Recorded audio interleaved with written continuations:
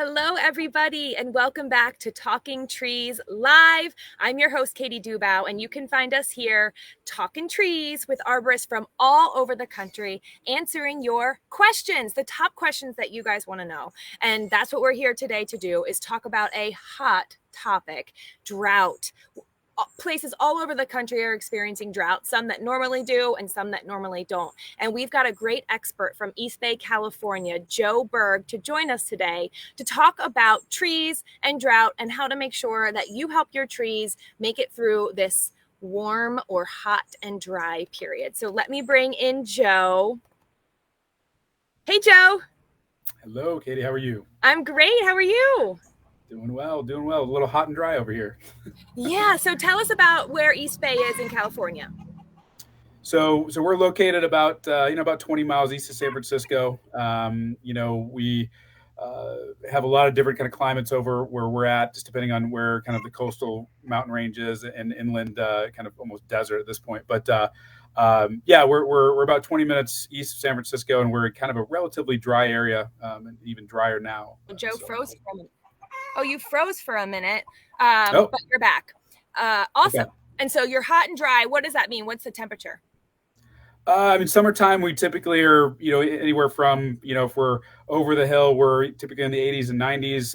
If we're kind of closer to the bay, we're 80s and 70s. But more often than not, we've been even higher there. So it's pretty warm. No rain though, too. So.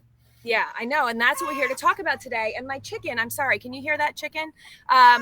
She wants to be in the chat. I don't think she's looking for her friends.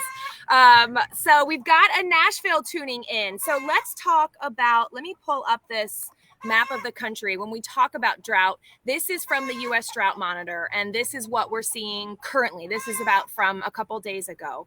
What I want you guys out there to do, if you could, is tell me, what color are you? I know we like to usually talk about weather, but where you live, what color of the map are you? Are you light yellow? Where I am in Pennsylvania, I can see we're gray, and then we're a little bit yellow. We haven't had too much drought here. In fact, it's been pretty wet, which is so strange.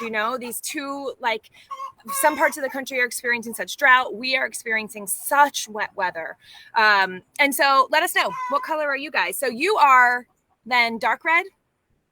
Yeah, we are in pretty severe drought. We've been more or less in drought for the last 20 years. And so it's, a couple of years ago, we had a decent amount of rain that kind of brought us out, temporarily. But, the last two winters have been pretty dry. So we're right back in it. And the cumulative effect from just the decades that we've been in and out has really taken a toll. So, yeah.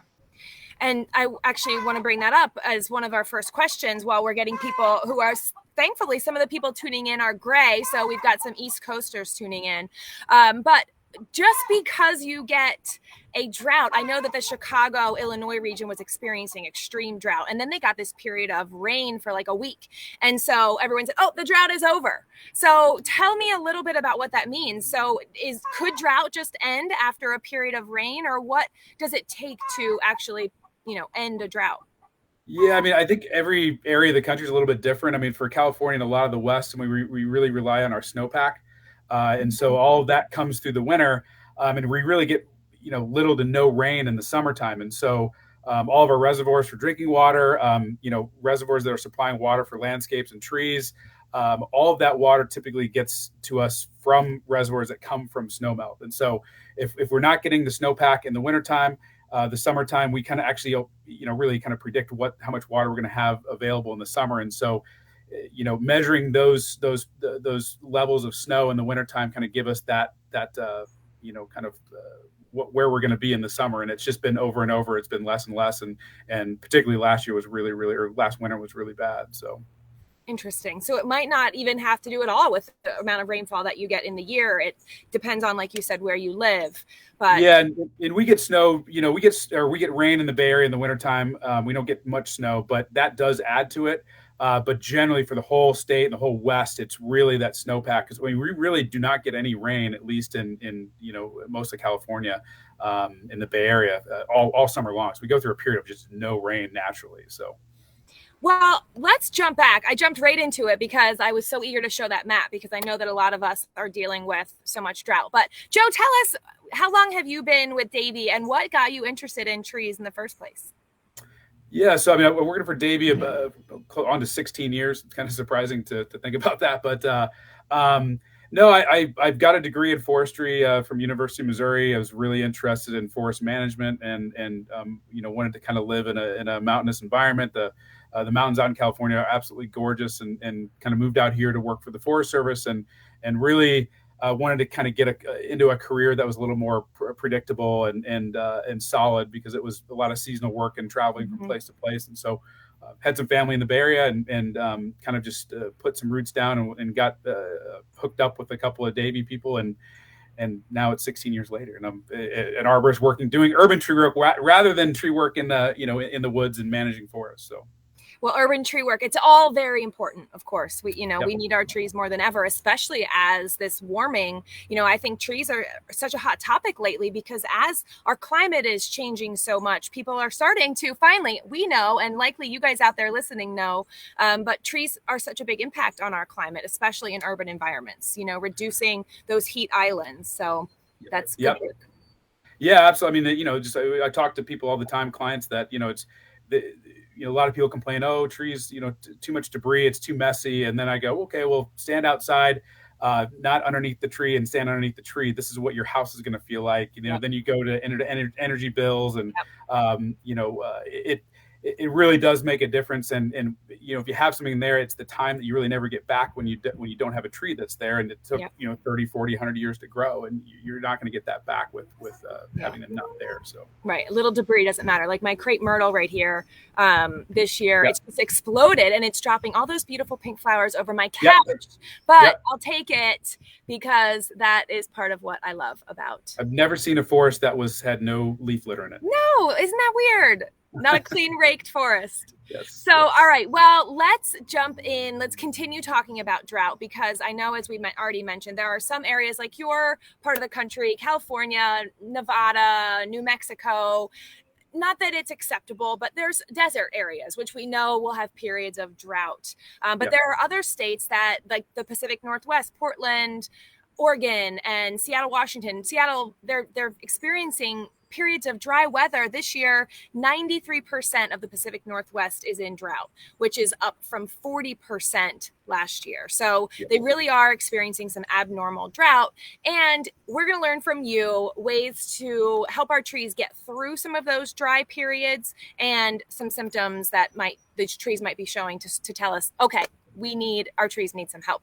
So we want to hear from you guys out there. What are your questions? Some of you do live in those gray areas where you're not experiencing drought, but that doesn't mean that your trees wouldn't benefit from some water too, right, Joe? Sure. Yeah. I mean, extreme weather is happening, and regardless if you're in the gray, I mean, some people may be getting more water than what they're typically used to, but taking a look at trees before they get stressed and before they start showing signs is really where we'd like to start off. And we really hate getting into a property when we're already seeing major signs of stress because we're really at a disadvantage. We're not able to necessarily fix some of those problems. But when your trees are healthy, having an arborist inspect them to see what can be done proactively to keep them healthy and to keep them from declining from one way or the other, whether it's drought or extreme rain or thunderstorms or storm damage. I mean, there's a lot of different things there. So I love that. So make sure you're out there checking your trees. Number one tip from Joe, and get your arborist out there to get a baseline, establish a baseline. So many people ask me for recommendations for arborists, and I'm always like, just call Davey. They'll do a free consultation. And oftentimes what you think you might need, it's not at all what the actual problem is. And so you guys really help determine what those problems are. Go ahead. Yeah, I was just saying that, I mean, I think some of the best experiences that I have is when we visit people that don't necessarily need anything for their trees. And we're not always going to recommend something for a tree if it doesn't need it. But it's nice to have someone that you can trust to, just look at the tree, inspect it, and actually tell you, hey, you're good for now. Everything looks great. Or maybe we need to think about something else. So it's good to have it looked at by a pro. Yeah. Well, we've got a bunch of questions, but Melissa Ann already has a first question. So let me go ahead and ask hers. And she's talking about new tree planting. So she's just planted a cherry tree, and she's asking about the watering. Now, she's in Missouri, so you're familiar with, but how often should she be watering that new tree? So generally speaking, that's a really tough answer, and it can be a very long answer. But generally speaking, you need to really check the condition of your soil. How well does it drain? A good kind of test to do would be to dig a very small, like 12-inch deep hole, maybe 6 or 8 inches around, fill it with water. How long does it take for that water to drain out? And if it's sitting in there for a while, you're going to want to water less. If it drains right through, you're going to want to water more. You've got to kind of put that together with your local weather, and I know in Missouri, my parents still live there, but you get thunderstorms and rain. And sometimes you may not even need to water your tree because you're getting a lot of rain. But checking the soil is really important. Putting your hands in the soil, checking the moisture. If it's starting to feel a little bit dry, water. Trees really like to have a thorough watering down throughout the root ball, and then to dry out, and then to repeat that process. And so it may be watering every couple of days if it's really hot and dry, to watering every once a week or 2 weeks. But it really, get your hands in the soil, get dirty, and see how moist the soil is. So I hope that helps, Melissa. I did hear, I like that yours is dependent on the situation, because that's really how plant healthcare works, right? But I have heard every day for a week, every week for a month, and every month for a year. Yeah. General guidelines are always good, but it's depending on the tree, depending on the location. If you've got a lot of clay, if you've got a poor draining area in your yard, there's so much there that you can kind of get down into the weeds with. But if you really get to those details, you'll have better success, rather than kind of putting a general watering schedule there. But it's good to get you in the right direction for sure. Now, I just planted a tree, and it probably has been a month now. It was an anniversary present to my husband and myself. We got a Stewardia tree. I'm really excited. But should I be watering just, the drip line is small right now. Should I be watering outside of that to encourage the roots to spread, or am I getting ahead of myself and just water under the drip line of this small tree? I mean, you're where the tree's roots are, that's where you need to put the water. So, if the drip line's typically going to be much bigger than the root ball once it's planted. So watering outside of that root ball is really not going to do much. Okay. But as the tree grows, that drip line area is, critical root zone that really needs water. But really, you want to have moisture where roots are going to find moisture. So if you water outside the drip line or the root ball a little bit further, it definitely should benefit. So, okay. I just know if I was wasting my time. All right. Well, great question, Melissa Ann. We appreciate that. And the Missouri connection. I love it. Missouri, is that how you really should say it? If you're south of the Missouri River, then maybe, but okay. So drought, let's get back to drought. We already talked a little bit about what it means, but I read that even just 15 days of no rain can be considered a drought. What is the definition when we're talking about our trees and plant healthcare? What does it mean to be in a drought?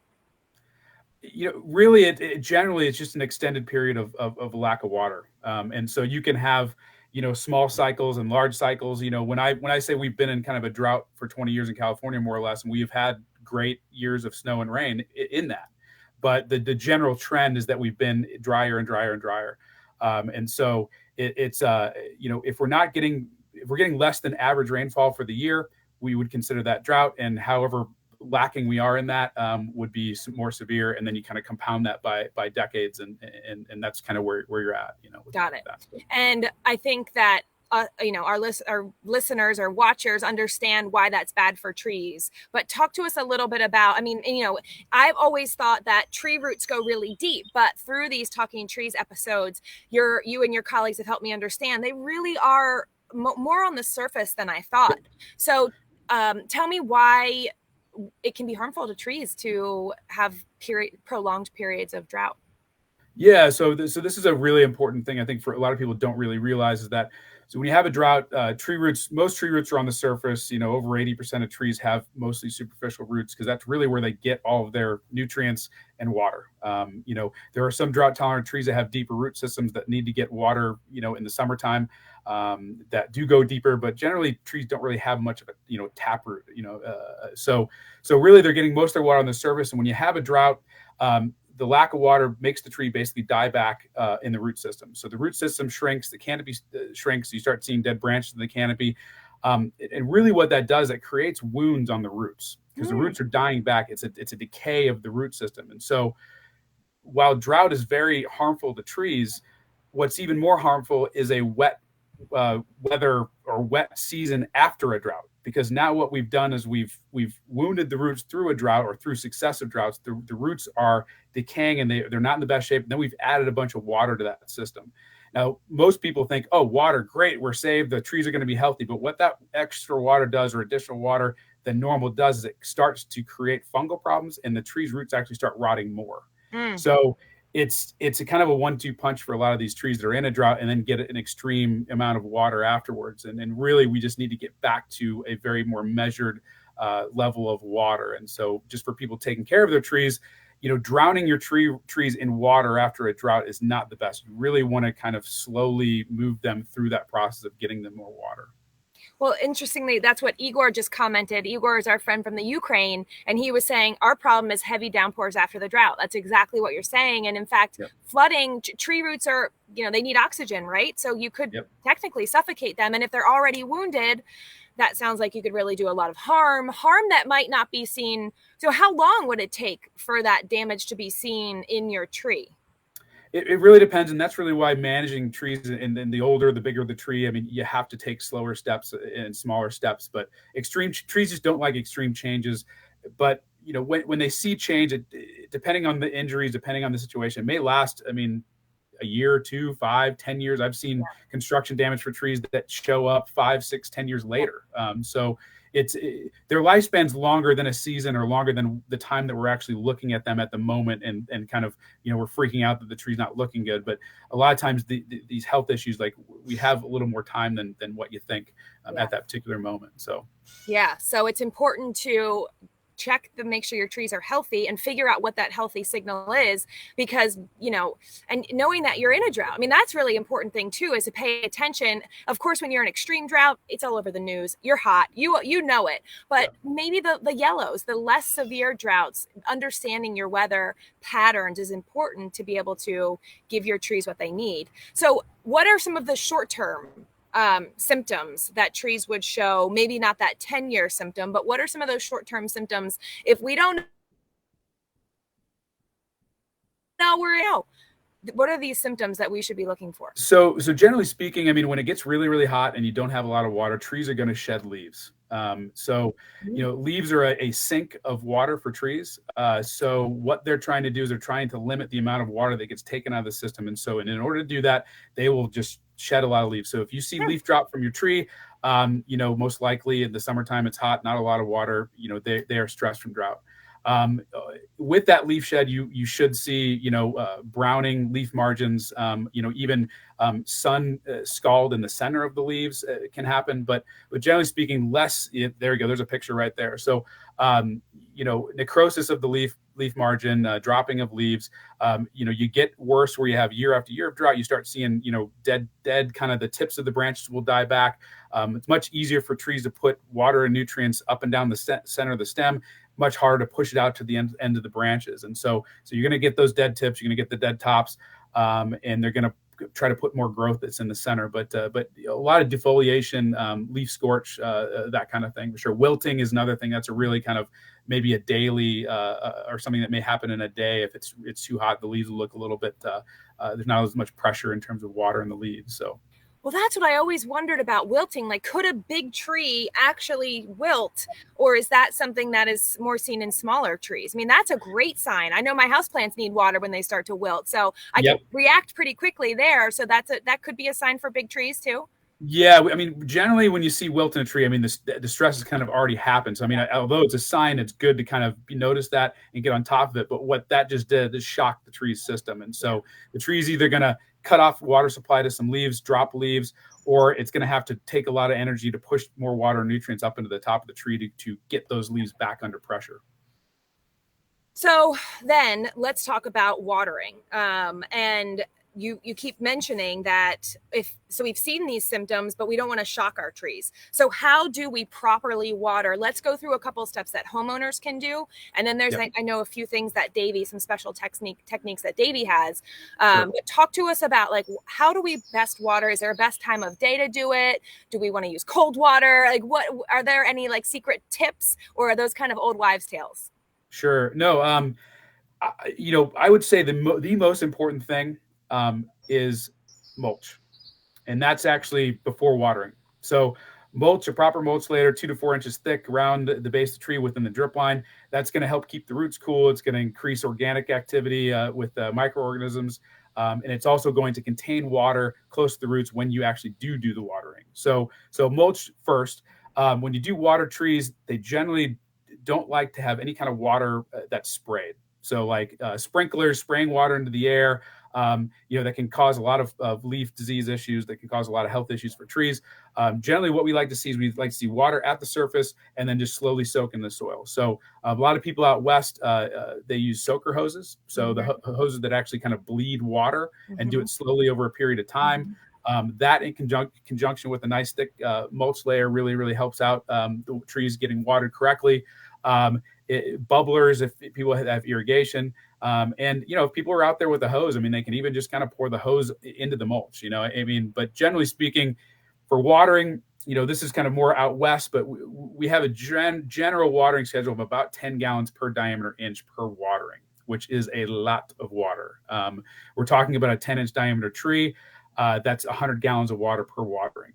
But basically the goal is we want to soak the root column and root, system of the tree from top to bottom, give everything the water that it needs, and let it dry out, and then repeat the process. And so that is going to change depending on your soil, depending on how much of a slope you have, depending on your temperature. But if it's really, really hot, you're going to probably need to water more frequently. If it's not as hot, you're going to back off on that watering. But it can get into it is a science, but it can get into a very specific science of watering trees per site.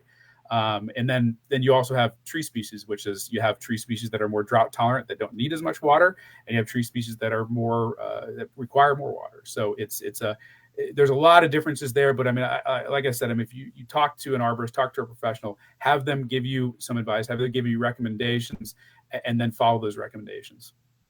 And it can be easy. I mean, it sounds time consuming, but I'll take my hose because I don't have, a soaker hose. I mean, I do have soaker hoses, but in my vegetable garden, and I'll just kind of move it around the tree, very slow trickle, and just move it around, because you don't want it in the same spot, right? You'll kind of want to make sure that whole, like you said, the whole root zone needs to make sure that it gets watered. It's not like it's going to share with the rest of the roots if you just water one spot. Yeah, you want to, if you're doing the hose, and that's fine. And like I said, it doesn't have to be, you don't have to have necessarily a professional doing it. You can do it on your own. Move the hose around. The whole root system needs water. I see a lot of people that will take that hose and put it right up against the trunk of the tree. That is not where you want to put that. There are no roots there that are really going to be soaking up water. Further away from the trunk of the tree, where toward the outskirts of the canopy is where you're going to have those fine roots. That's really going to soak up that water. But yeah, I mean, you can do it there's a lot of different ways to do it. But really it's that infrequent deep watering is really important for trees. So I have been known to stop people like in the city watering their trunks, their tree trunks, spraying leaves. And that can cause worse health issues. So I mean that we can actually do harm if we're putting more water at the trunk of the tree. And so really, really important, keep it away from the trunk of the tree. Great tip. I love that. So if you are doing a soaker hose, maybe you can wrap it around that drip line, keep it away from the trunk, slow and infrequent. So what a big tree, I mean, could you do that once a month? If all things are equal, I know you are way too general, Katie, but no, it's okay. Yeah, no, it's totally fine. Yeah, you can definitely do once a month. I mean, if there are redwoods out here that are extreme drought stress that we take care of. I mean, we will do monthly waterings, and we'll water at 300-400 gallons for a couple of trees. But yeah, infrequent. Where we have a lot of irrigation out west, for our landscape, and I know that in Missouri back east is not as common. But this little spritz every single day that you give your roses, or if you give, whatever, landscape plants, those are really it's not really getting to the trees, and it can keep the soil moist for a long period of time. And that's really what we want to avoid. And so sometimes it's really hard to get irrigation from landscape plants and trees to really cooperate, because they kind of need the opposite type of watering. So very interesting. So tell us about, so when you talk about the kind of irrigation you guys do, that is a different kind of irrigation, right? I mean, Davey does that as a service for their clients. So tell us about what kind of specialized watering. Did I say fertilization? Yeah, I think you said watering, but yeah, I mean, we do the same thing with fertilizer. But generally speaking, and we're dealing with trees that are in landscapes and urban areas, and so we have lawns, we have small plants, we have a lot of different things going on there, and so we're really focused on getting the trees water. And tree roots, while they're not tap roots, not deep like that, they typically several inches underneath the soil, and so watering from the surface, you can get outcompeted by lawn turf grass roots, other landscape plant roots. And so we actually inject water subsurfacely 8 inches, and we've got a probe that goes 8 inches down. You can see in the picture right there. And we inject it where the tree roots are to bypass the other roots of the plants to get closer to where the tree roots are going to be. The other way that we do is we work in a grid-like pattern and inject every 2 to 3 feet throughout the drip line of the canopy. And so what our goal is we're trying to get an even distribution of water throughout most of the root system as we can predict, and therefore give the tree kind of a thorough watering of their root system, and really get it a bit more precise than even putting a hose on the ground and letting it just run from the surface.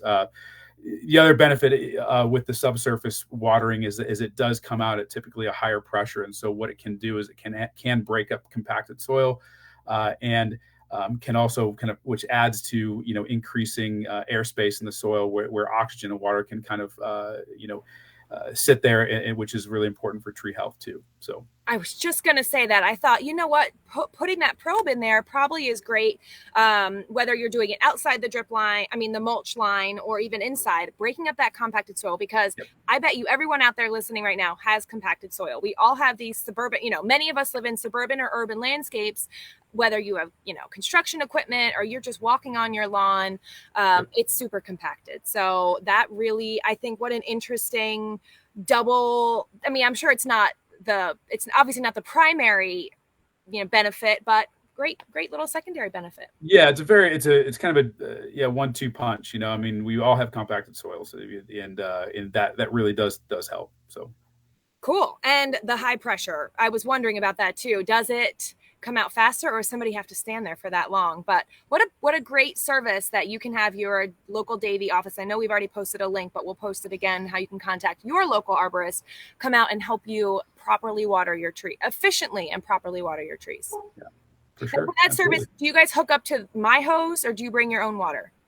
Bring your own water. So I know that's always a kind of a concern. We get multiple clients ask that, but with water restrictions that we're having out in California and out west, people only have so much that we're cutting water at certain properties. So we actually bring our own water out. We don't tax on your water, amount for your property. So we actually bring that out ourselves. Interesting. Okay, well, we got a question before I go to my next one from Jen, and you mentioned mulch. So you mentioned that mulch is important, but she's asking, and I don't know what bark mulch, I guess, is what you're talking about, shredded bark mulch, but she's saying, which is best, mushroom manure, bark mulch, or leaf compost? I think all those may have a benefit in one way or the other. But manure will typically be higher in nitrogen, so that typically helps for fertilizing a tree. Mixing that up with the parent soil or leaf material would be good. And that would be something that would be underneath the bark mulch. Bark mulch typically uses a top dressing to protect that soil layer that's actually underneath. So leaf compost, mushroom manure, that would be kind of an underneath type layer, and then the bark mulch on top.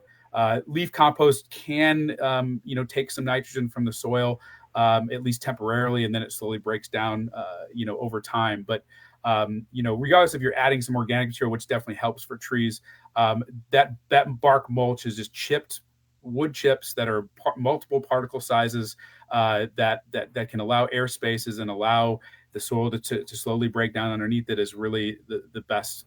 One of the best things that anyone can do for their trees, regardless of what we do or what anyone else. Just mulch. So Yeah, I expanded mulch rings this year, and I did get Davey fertilization on all my fruit trees. Maybe you guys caught that episode when Jason came out to my house, but they've exploded this year. I mean, I think doubling that mulch ring around those trees, it helped them keep that water. We're not in such a dry period here in Pennsylvania, but to put out that fruit, they need that water, and so that mulch, I think, did. Yeah, it's. So I mean, with the mulch, and this does not happen as much out here in the West, but in the East and in the Midwest, you see what we call these mulch volcanoes, which is what out these landscape contractors build these mounds of mulch over the tree and over the root flare of the tree. We generally want a 2 to 4 inch thick layer of mulch out to the drip line, best case scenario, but the further the better. And we want to leave that root flare exposed. So we taper the mulch to the root flare to where it hits the soil, and that root flare needs to be on the surface, because if we pile mulch against the base of the tree, we're actually doing more harm than good. I think that's probably that's one of my hot topics. I told you don't want to go out in the city with me because I'm telling people how to water. And then, I have been known to pull over on the side of the road and talk to you see these landscapers just piling that mulch, and it's like, pull it back. And I even just recently realized that sometimes when you buy trees that have been, that are in a pot, not bare root trees, the soil is already a little high there. So to pull back to that root collar, which, can you just describe what a root collar is for people who might not understand? Yeah, so the root collar of a tree, really easy if you go to a park, because typically a park has kind of semi-eroded soils. But you look at a tree, the base of the tree where those root flares start to buttress out, where you start seeing from the cylinder of the tree into where the root system, that area needs to be on the surface. And so where you start to see that buttressing, that's proper grade, which is what we would say for trees. And that's where they need to be. All trees need to be at. So. Great. Okay. Michael's saying that his city does mulch volcanoes, and it drives you, Michael, it drives me insane too, believe me. So can you overwater trees? I mean, you did talk about after periods of drought that we can shock our trees, but what if we are consistently watering, our trees are getting enough rain?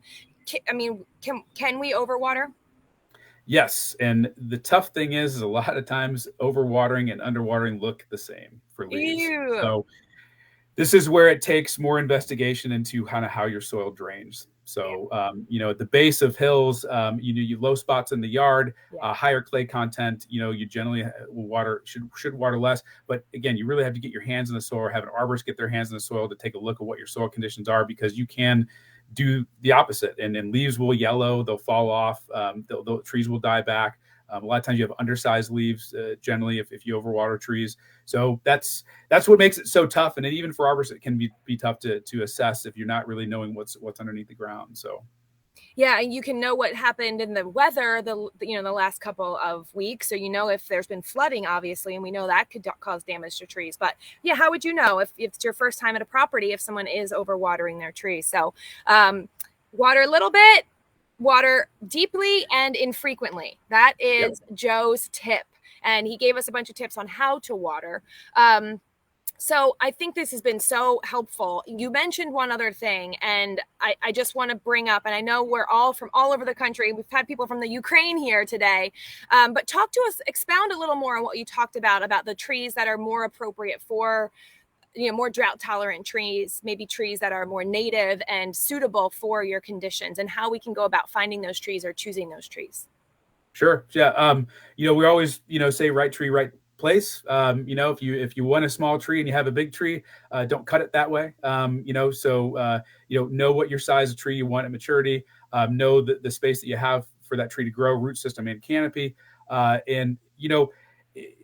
With us out west, we're definitely having to make choices and having to switch over a lot of our urban canopy over to trees that are more tolerant of drought and more tolerant of lack of water. So, we're seeing, especially a couple of species out here that are kind of going away. They're not native, but they've been planted extensively by homeowners. And there's not a lot that we can do to keep those trees around. They're going away, and we're cycling other trees that are more drought tolerant. So, again, everyone's throughout the country, so you have different weather conditions. And so, at least for us out west, native is always good. Native typically is going to work with the overall environment. But even if you have to have, there are a lot of ornamental trees out there that you could plant, it just depending on your area. But if you can have trees that require less water, if you're dealing with the drought, you're going to be healthier overall. They're going to be able to make it through these droughts a lot better than a tree that requires a lot more water. I mean, you plant a tree that needs a lot of water, you're not going to have as long of a life for that tree, and you may have to spend the money to remove that tree, and then you lose the time that it took to grow that size, and you have to start over again. So picking a great tree with the conditions is really what you're looking for. But contact an arborist. I mean, Google search. I mean, look at your neighbor's trees. I mean, this is one of the things I tell everybody in a neighborhood is that you want to plant a tree, walk down the street, look at your neighbor's trees, see if they're doing well, if they're not doing well. Take a picture of it, talk to an arborist. That's also a very good idea to bring to the table. So I love that tip because if it's growing in a neighbor's yard, healthfully, likely you can grow it too. We also posted a blog that we have on the Davey blog, which is a great resource, and it is some great native trees for different regions. So you can check that out. Not yet though. Don't go anywhere because we're not quite done. Igor has one question. I mean, and Igor, I think is more of a professional, but on the homeowner side, when you talk about the difference between overwatering and underwatering and how that could be quite complicated, would you talk to us a little bit about maybe, I know you talked a little bit about the soil feel or sticking your finger in there. Just how would we determine if we are either when we need to water? Yeah, I mean, he I can see you said soil tensiometer. I mean, that's definitely an instrument that you can use to determine how much water you have in soil, and if you feel comfortable. I mean, I'm sure you could probably buy one of those off of Amazon, but that's something you can definitely do. I mean, you really want to get down into it. You really are interested in the science of it, and that should give you a great idea about the moisture level in the soil. A little bit of experience, and that's the tough thing too. And even with looking at neighbors' trees, you have your plot of property that your house is on, and you're going to have spots where plants may not grow at all. Too wet, too poor soil, not going to work. You have other spots that may be well drained, and then you might not be able to put a tree that likes water. So on the same land plot, you will have variation in soil. I mean, you have a contractor that dug up your property and just piled a bunch of clay in the corner and graded it out. So knowing your property, getting kind of an idea about how the lay of the land is on what part of your property is really important. But anytime you can get your hands in the soil, dig a hole. I mean, I know it sounds really professional and technical, but dig a hole, see what's down there, and it should give you a better idea about what you can and can't do in a particular area. So. Yep. Got to get to know your soil. And is that a terrible thing? It will benefit you in all the things that you grow, knowing what kind of soil you have, not just your trees, but your vegetable plants and your lawn. I mean, it will benefit everything that happens outside, just knowing what kind of soil you have and whether it's well draining or not. So, well, we got some great questions, some great engagement today. I think this is a pretty important topic. So I know a lot of people wanted to know about how to care for their trees because we need that. But even after, a drought passes, our trees are so important. So Joe, we have appreciated your insight and loved looking at, I don't know, no one made a comment on it, but those beautiful pictures of trees behind you. We can tell that you like trees a little bit. You got to do what you like. Yes, you do. Aren't we lucky to be able to do that? Yes, very much so. Well, thank you for your time today. Thank you guys all for tuning in. We'll say goodbye to Joe now, but we'll post a link on how you can contact your local arborist in your area.